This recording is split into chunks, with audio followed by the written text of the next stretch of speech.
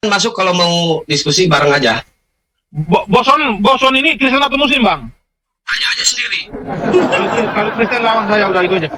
Kalau Kristen, kalau anak ini kurang ajar nih. Kalau saya Nasrani. Oh ya, oke. Nasrani, Pak. Lanjutkan. Saya nyimak lanjutkan. Ini nanti sekarang nyimak kayak mana nih? Sesuatu langsung ya.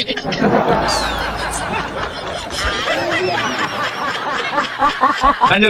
Silakan. Iya, boleh ya. Tadi itu. Nah, jadi Oke, saya luruskan, Pak ya. Ya.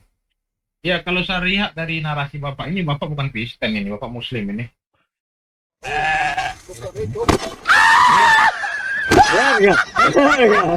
Ya, itu serahlah. Itu kan cara pandang ya. Itu kembali. Karena Kristen tidak mempunyai cara pandang seperti itu ya. Ya. Bentar. Ya.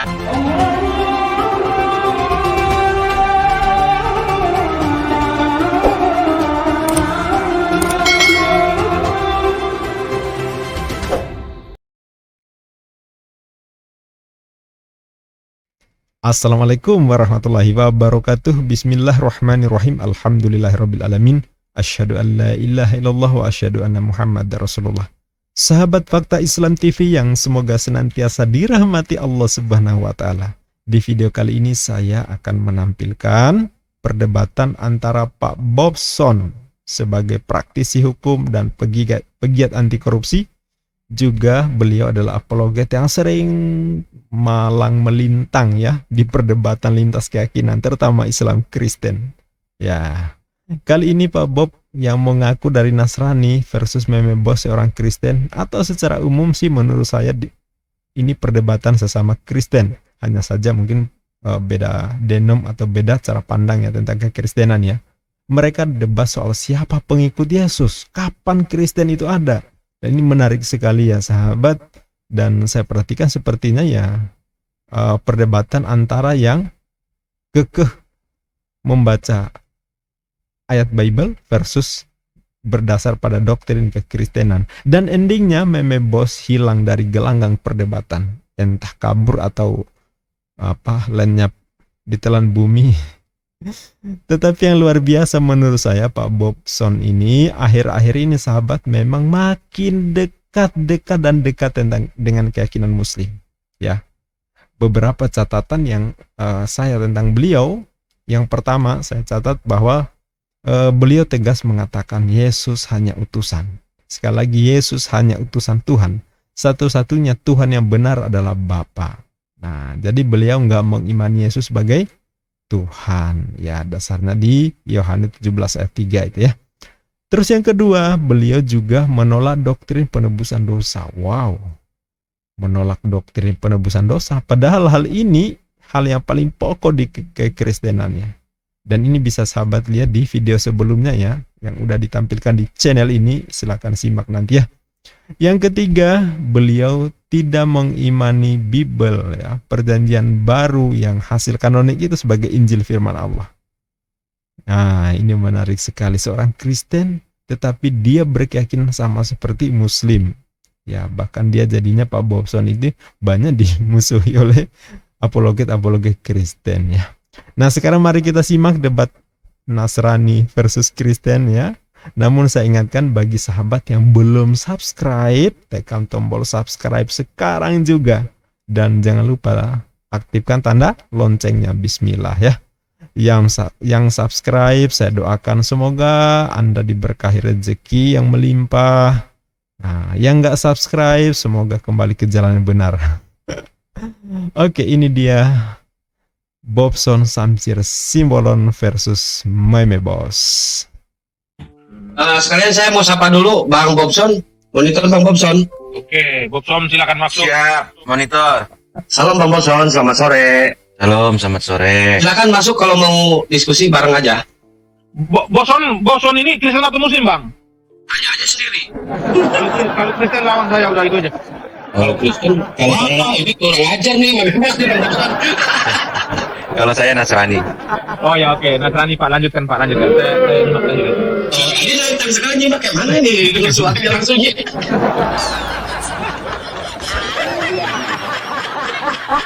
Lanjut. Silakan.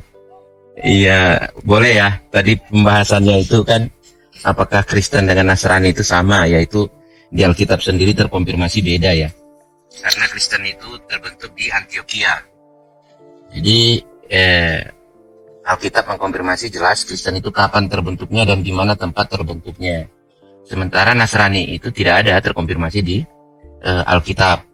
Sehingga kalau kita mengacu ke Alkitab sendiri, sebelum terbentuknya atau sebelum berkumpulnya para jemaat di Antioquia lalu menamakan dirinya Kristen, maka sebelum itu terjadi mereka menamakan dirinya apa? Itu ya pertanyaannya. Makanya di dalam Alkitab itu selalu menuliskan orang-orang percaya ya, atau jemaat di Roma, atau orang-orang percaya di Roma gitu.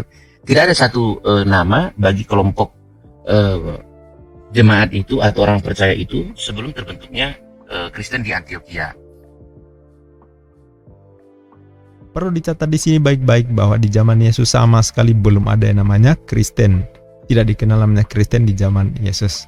Adanya kapan? Setelah Yesus nggak di situ lagi. Yesus telah diangkat, baru muncul namanya Kristen. Ya, jadi kalau ada mengatakan bahwa Yesus mengajarkan Kristen, sama sekali tidak berdasar fakta. Karena Kristen itu ada setelah Yesus sudah nggak di situ lagi. Nah kemudian kalau kita baca Alkitab lagi, pada saat orang-orang percaya atau jemaat berkumpul di Antioquia, ada seorang nabi bernama Nabi Agabus yang datang ikut begitu. Sementara Nabi Agabus ini tidak terkonfirmasi apakah Kristen atau bukan ya. Tetapi Nabi Agabus ini adalah orang yang berpengaruh dalam kumpulan atau komunitas para pengikut Yesus. Nah makanya kalau dikatakan Kristen itu apakah sama dengan Nasrani? Tidak. Nah berbicara apakah Nasrani itu punya gereja? Ya punya, karena terjemahan menjadi gereja itu yang dimaksud adalah sinagoge. Ya, sinagoge pada saat itu di Alkitab sendiri Yesus dia sering berkhotbah di rumah-rumah Tuhan, di sinagoge, ikut ibadah. Nah, itulah tempat-tempat ibadah sebelum adanya Kristen. Kalau kita mengacu ke literatur atau kitab suci yang ada ya, itu Alkitab. Karena di Alkitab itu sendiri mengakui di Antioquia lah kumpulan atau komunitas jemaat Kristen itu sendiri. Sebelum itu tidak ada orang-orang percaya, pengikut Yesus, ya pengikut Yesus itu bahasanya begitu. Nah kalau kita kembali lagi ke Nasrani, asal kata secara etimologi Nasrani ini asal katanya adalah Nazaret, ya Nasrani itu Nazaret. Artinya apa? Mereka ini ternyata kalau dari secara etimologi mereka ini adalah para pengikut Yesus atau Isa orang Nazaret. Itu salah satu pentolannya itu adalah saya lupa namanya ya pada saat itu, yang merupakan paman dari Nabi Isa sendiri, itu Simon Simon apa itu saya lupa ya, saya pernah baca literaturnya itu begitu. Sehingga kalau dikatakan Nasrani dengan Kristen ya itu jauh beda begitu. Karena Nasrani itu bukan Kristen, Kristen itu sendiri ada jelas waktunya didirikan atau dideklarasikan kapan, itu di Antioquia ya, dan itu disaksikan oleh rasul Petrus, rasul Paulus, dan rasul-rasul lainnya begitu. Nah kemudian dari pemahaman, nah ini yang selalu saya katakan ya, kalau menurut pandangan saya Kristen itu diajarkan tentang bagaimana Yesusnya, tetapi kalau Nasrani dia diajarkan oleh Yesus bagaimana Tuhan itu sendiri, bagaimana Bapa itu sendiri. Sehingga kalau menurut pandangan saya, orang-orang yang menerima pengajaran langsung dari Yesus adalah inilah kelompok Nasrani itu tadi. Nasrani, betul. Inilah orang-orang yang menerima pengajaran langsung dari Yesus. Contoh, ketika Yesus berkhotbah di atas bukit, ya, menyaksikan kesembuhan-kesembuhan, menyaksikan setiap Yesus itu berkhotbah, berkeliling, ya. Nah, inilah pengikut-pengikut Yesus, inilah Nasraninya. Setelah Yesus mati, disalibkan, lalu diangkat naik ke langit, ya, naik ke surga. Lalu para pengikut-pengikut ini tercerai-berai. Itu terkonfirmasi di Alkitab. Ya, jadi beda antara Nasrani dan Kristen. Nah, itu penjelasan dari Pak Bobson itu sendiri. Setelah tercerai-berai, maka para rasul kembalilah, salah satu misinya, amanatnya adalah mengumpulkan, menyatukan para pengikut-pengikut ini tadi, sehingga mereka berkumpul di Antioquia lalu menyatakan dirinya adalah Kristen. Ya, jadi dasarnya soal pernyataan Pak Bob ini di Kisah Para Rasul 2, Para Rasul 11 ayat 26. Di situ disebutkan di Perjanjian Baru ya, di Kisah Para Rasul, mereka tinggal bersama-sama dengan jemaat itu 1 tahun lamanya sambil mengajar banyak orang. Di Antiochialah murid-murid itu untuk pertama kalinya disebut Kristen. Ya, ini tentu jauh setelah Yesus diangkat. Itu. Nah, jadi Oke, saya luruskan Pak ya. Ya. Ya, kalau saya lihat dari narasi Bapak ini, Bapak bukan Kristen ini, Bapak Muslim ini.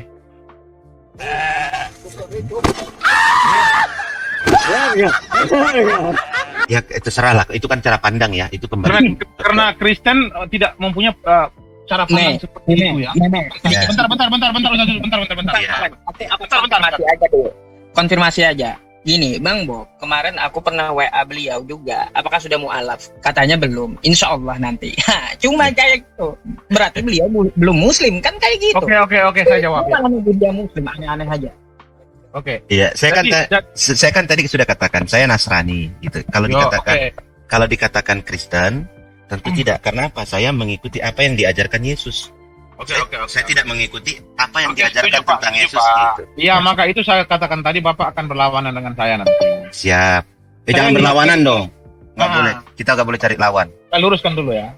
Paparan Bapak tadi itu tidak menunjukkan Bapak itu adalah seorang Kristen. Silakan. Tetapi Bapak ini dalam konteks penyamaran. Bapak mengatakan bahwa ajaran Yesus yang benar itu yang diterima oleh kaum Nasrani. Nah, ini saya katakan Anda sangat keliru. Kaum Nasrani ini dikatakan oleh para rasul bahwasan mereka ini penganut penyakit sampar. Kenapa mereka ini disebut penyakit sampar? Karena mereka memberitakan Yesus kepada bangsa-bangsa Goyim itu tidak sesuai dengan apa yang diberitakan oleh para rasul. Maka mereka ini dianggap sebagai penyakit sampar orang-orang ini. Telah mengacau-balaukan apa yang diberitakan oleh para rasul. Bapak mengatakan para rasul itu terpecah belah. Coba Bapak baca dari Kisah Para Rasul. Bukan para rasul, jemaat orang-orang percaya. Loh. Iya, Orang Kristen itu bersandaran kepada para rasul, bukan kepada Iya, jemaat, bukan. Pak. Tadi yang saya bilang tercerai-berai itu bukan para rasulnya, tetapi para orang percaya. Loh, itu yang saya katakan tadi. Maka itu saya katakan tadi, Pak. Landasan kami sebagai orang Kristen itu dari para rasul, bukan para jemaat. Oke, berarti dari para rasul landasannya ya. Oh iya dong. Jemaat awal sebagai landasan tak mungkin. Oh begitu. Ya para rasul dong. Oh, begitu. Bapak mengatakan Nasrani Para rasul itu sebelum jadi rasul, jadi jemaat dulu atau langsung jadi rasul? para rasul tidak pernah menjadi jemaat, tetapi menjadi murid Yesus. Nah, ketika menjadi murid Yesus, mereka nggak bagian dari jemaat. Mereka nggak bagian dari jemaat, tetapi paling utama mereka adalah murid Yesus, Pak.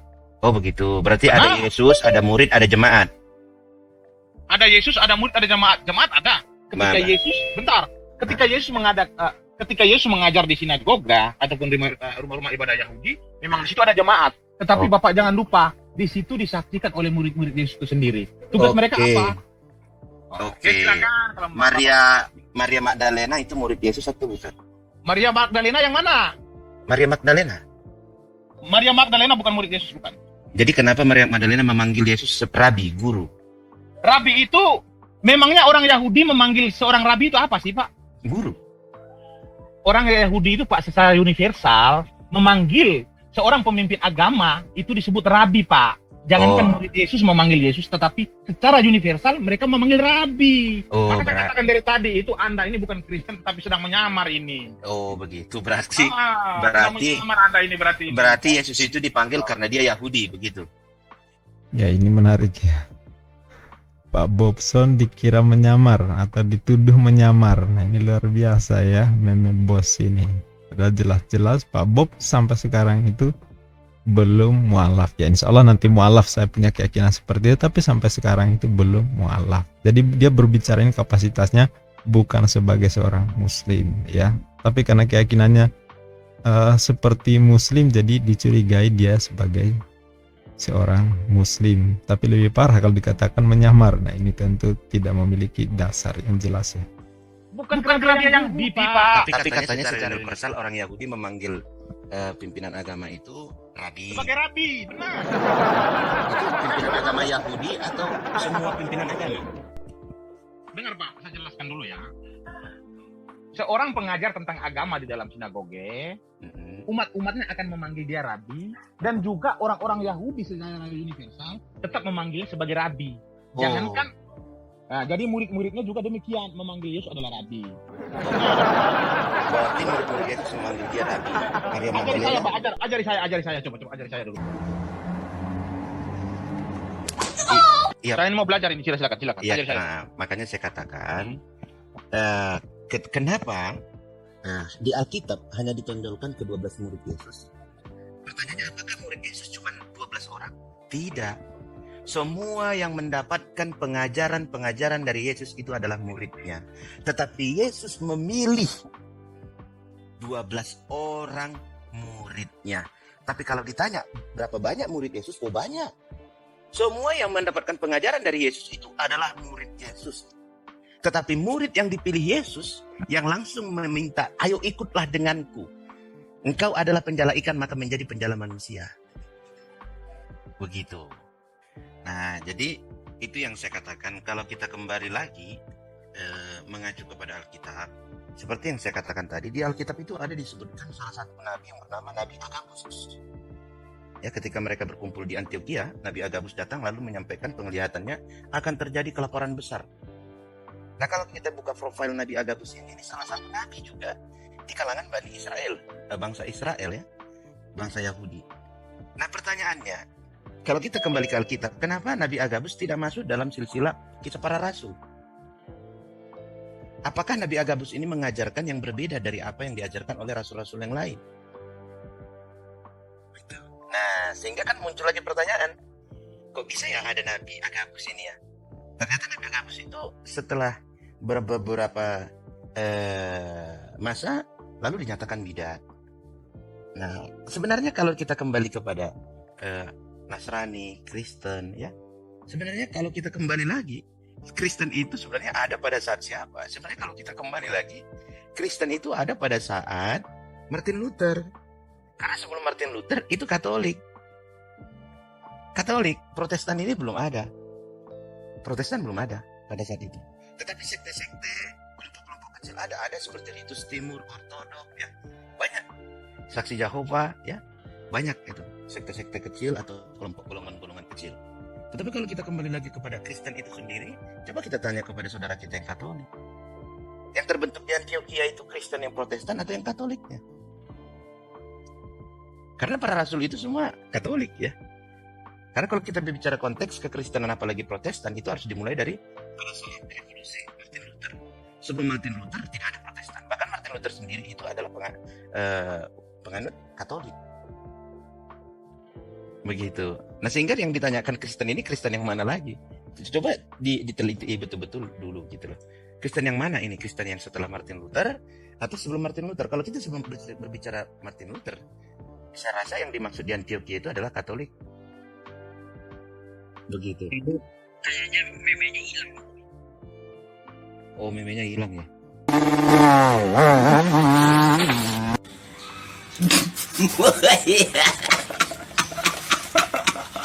Iya, panas dengar telinganya kalian. Iya, karena seperti yang saya jelaskan tadi, salah satu perbedaan para pengikut Yesus dengan yang terbentuk di Antioquia, kumpulan itu, yang mereka ajarkan kepada para jemaat itu adalah bagaimana Yesusnya. Sementara Yesus sendiri kepada para pengikutnya mengajarkan bagaimana Bapa. Di situ bedanya ya. Begitu. Karena kan yang jadi yang didoktrinkan itu adalah Yesus. Salah satu contoh, Yesus itu adalah firman menjadi manusia. Kan berbicara tentang Yesusnya. Sementara Yesus sendiri ketika lahir di dunia, lalu dia berpuasa, lalu dia mengajar, yang pertama dia teriakkan, yang dia kampanyekan adalah bertobatlah sebab kerajaan Allah sudah dekat. Ada perintah, ada amanah, ada tugas yang diberikan kepada Yesus.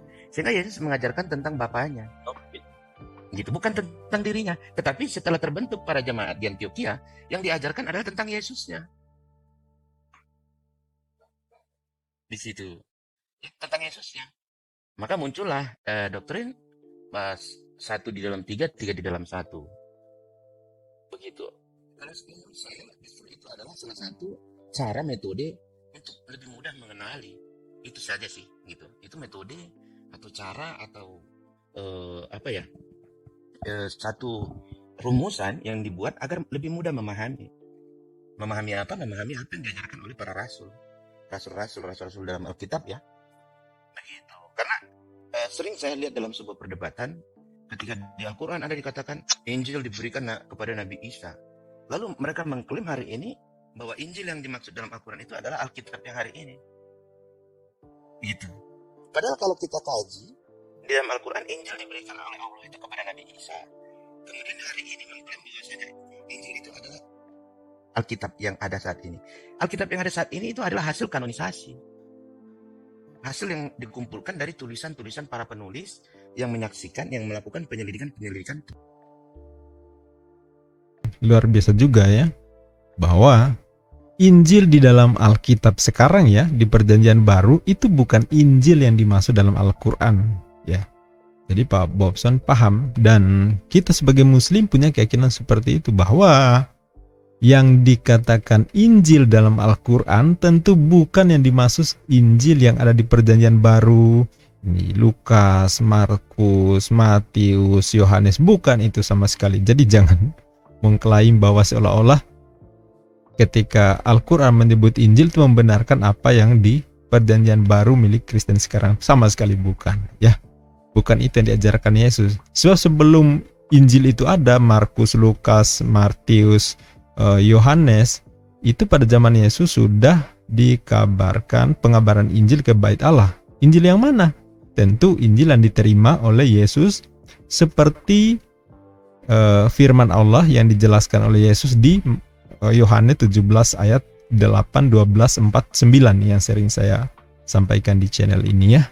Jadi itu membuktikan bahwa Injil yang Perjanjian Baru yang sekarang sama sekali bukan Injil yang disampaikan Yesus ketika beliau berkeliling di bait Allah mengabarkan tentang firman Allah gitu ya. Kan yang melakukan penyelidikan tentang Yesus. Mbak, boleh saya tanya sebelum narasinya lanjut. Siap, silakan. Kata Alkitab itu di kekristenan ngambilnya akar sumbernya itu dari mana sih? Dari bahasa Arab dong.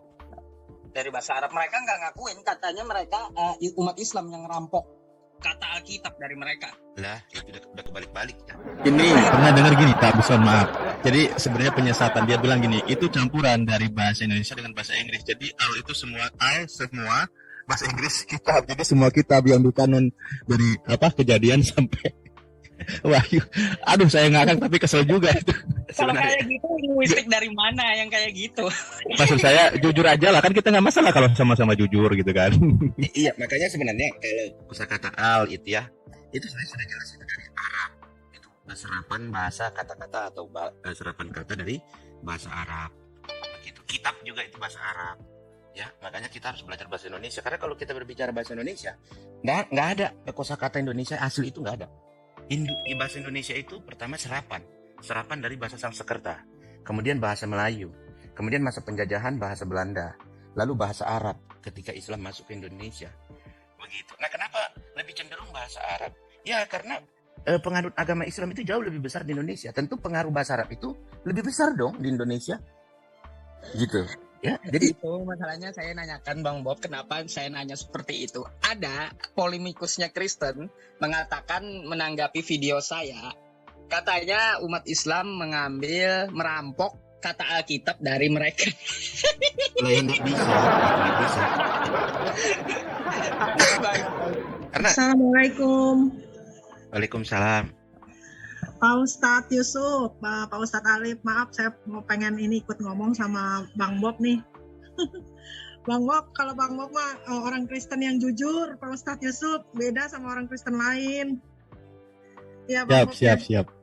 Orang Kristen yang jujur, cuman jarang orang Kristen yang seperti Bang Bob nih. Kebanyakan justru bilang katanya orang Islam yang mencomot-comot dari Bible katanya gitu. Dulu waktu saya belajar juga, waktu saya di Saksi Yehova dulu, saya orang-orang Saksi Yehova bilang katanya Al-Quran itu comot-comot katanya dari Bible katanya gitu. Kalau menurut Bang Bob bagaimana itu? Pernyataan saksi Yehova. Sebenarnya begini, kalau dikatakan Bible itu bisa dicomot-comot, wah berarti dia sendiri meragukan Bible itu sendiri, Alkitab itu sendiri. Karena kalau Alkitab itu adalah firman Tuhan, nggak akan bisa dicomot, nggak akan bisa diduplikat, nggak akan bisa apa. Itu kan firman Tuhan, ya. Karena Al-Quran itu langsung diturunkan Allah kepada Rasulullah itu tadi kan, bukan berdasarkan tulisan manusia, gitu. Sehingga kalau ada yang mengatakan, wah umat Islam itu comot-comot dari Alkitab, berarti Alkitabnya diragukan dong. Artinya apa kalau itu memang Alkitab itu isinya firman Tuhan, nggak akan bisa dicomot-comot. Karena firman Tuhan itu kekal, firman Tuhan itu nggak akan berubah sampai kapanpun. Itu karena firman Tuhan itu pasti kompatibel dan itu akan selalu mengena dalam kehidupan manusia. Terus Bang Bob kapan dong bersyahadat? Itu yang selalu saya jawab. Ya, salah satu kunci Islam itu kan berserah diri ya. Jadi ya berserah diri saja untuk sementara waktu. Biar berjalan seperti yang dikehendaki oleh Yang Maha Kuasa dah. Ya coba yang mau bertanya tadi coba. Baik, begini Pak Bob. Seringkali narasi itu menyatakan bahwa agama Islam ini memang kami akui bahwa agama kami ini agama yang datang belakangan.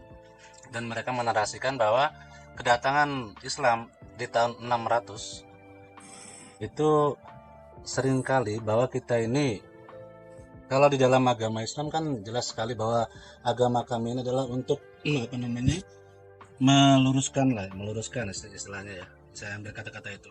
Agama-agama yang dibawa oleh para nabi dan rasul terdahulu yang sudah dibelokkan. Nah, kembali ke tauhid. Saya minta petuah dari Pak Bob. Kenapa agama kami ini selalu disudutkan dengan agama bungsu? Mungkin begitu Pak Bob. Iya, terima kasih. Ya sebenarnya disitulah yang saya lihat ya, apa yang tertulis di Alkitab sendiri. Di Alkitab itu tertulis bahwasanya bangsa Israel itu adalah bangsa yang tegar tengkuk dan beberapa kali melenceng dari perintah Tuhan. Nah kemudian hari ini bahkan banyak di antara orang Kristen itu sangat banyak yang mengidolakan Israelnya, bangsa Israelnya yang sudah jelas dikatakan di dalam Alkitab adalah bangsa yang tegar tengkuk atau sombong ya. Nah kesombongan ini menurun ternyata, diturunkan, diwariskan. Ya itu yang selalu saya lihat ketika dia mengaku Kristen, wah saya sudah saya pengikut Yesus, saya sudah ditebus, saya begini. Nah saya ini sudah masuk surga. Sehingga agama lain bagi mereka itu adalah yang tidak benar. Yang tidak benar kemudian kepada agama Islam itu bukan hanya baru hari ini ya, sejak zaman dulu, sejak Rasulullah itu ditunjuk, diutus menjadi Rasul, itu sudah menjadi perdebatan, penolakan. Banyak penolakan. Padahal Rasulullah itu sendiri memiliki tanda-tanda kenabian. Dan yang melihat tanda-tanda kenabian itu bukan dari umat Islam, karena pada saat itu tidak ada belum ada umat Islam ya pada saat Rasulullah itu diutus, belum. Tapi bahkan orang-orang Nasrani, ahli-ahli kitab yang melihat tanda-tanda kenabian itu sendiri. Nah lebih kepada kecemburuan dan kesombongan.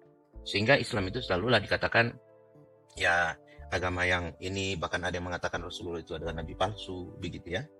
Padahal semua itu berjalan sejak Rasulullah itu diutus menjadi Rasul itu bukan berjalan dengan begitu saja, tidak.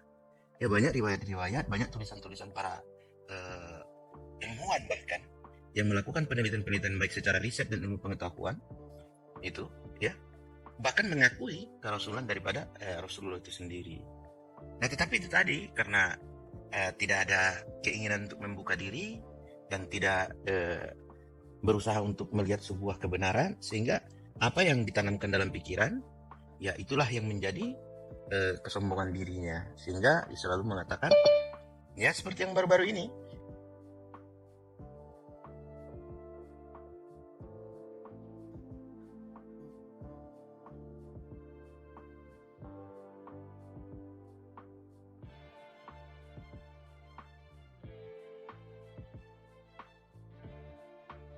tentu catatan akhir tahun ini saya tujukan terkhusus untuk Pak Saifuddin Ibrahim, ya, Kanuru, ya, kemudian gereja YouTube, ya, ada beberapa lagi, ya, kemudian Pak Yusuf Manibulu, ya.